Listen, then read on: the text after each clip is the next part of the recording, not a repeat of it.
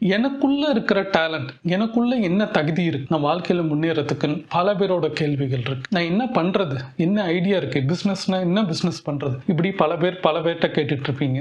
முதல்ல ஃபர்ஸ்ட் உங்களுக்குள்ள இருக்கிற அந்த தாட் ப்ராசஸை சின்னதா நீங்க மாத்தணும். ஃபார் எக்ஸாம்பிள் என்ன பண்றோம்னா, அடுத்தவங்களை பார்க்கறது, அடுத்தவங்க பண்ணிட்டு இருக்கிறது விஷயங்களை யோசிச்சு நம்ம ஒரு விஷயத்த நம்மளும் இதை செய்யலாம், நம்மளுக்குள்ள இதை பண்ணலாம் அப்படின்னு நினைச்சீங்கனாலே தோத்து போயிடுவோம். ஃபர்ஸ்ட் நம்ம உள்ள யாரு, நம்மளுக்கு என்ன வரும்ன்றத யோசிக்க ஆரம்பிக்கும் போது நம்மள இருக்கிற சில விஷயம், தேவையில்லாத விஷயங்கள் நம்ம அடுத்தவங்க மூலையை நம்மளுக்குள்ள வச்சு வாழும் போது நம்மளால ஜெயிக்கவே முடியாது. உங்களுக்குன்னு ஒரு டேலண்ட், ஒவ்வொரு மனிதனுக்கும் எல்லா தனித்தன்மை இருக்கு, அவங்களுக்கு தனி டேலண்ட் இருக்கு. ஆனா அதை யோசிக்கிறதுக்கு நேரம் இல்லை. எல்லாருக்கும் ஒரு ஸ்கில் செட் இருக்கு. அந்த ஸ்கில் செட் என்னன்றது எனக்கு பேச வருது, எனக்கு ஆன்மீகத்தை பத்தி தெரியுது, எடிட்டிங்கை பத்தி தெரியுது, மொபைலை பத்தி தெரியுது, வீடியோ பத்தி டெக்னாலஜி எல்லாம் தெரியும் போது அதை கலவையா ஒரு விஷயத்தை எடுத்து பிரசன்ட் பண்றேன். இது மாதிரி உங்ககிட்ட மல்டி டேலண்ட் ஏதாவது நிச்சயமா இருக்கும். ஒண்ணுக்கு ஒரு 3-4 இது இருக்கும். ஆனா அதை நீங்க சீரியஸாவே எடுத்துக்க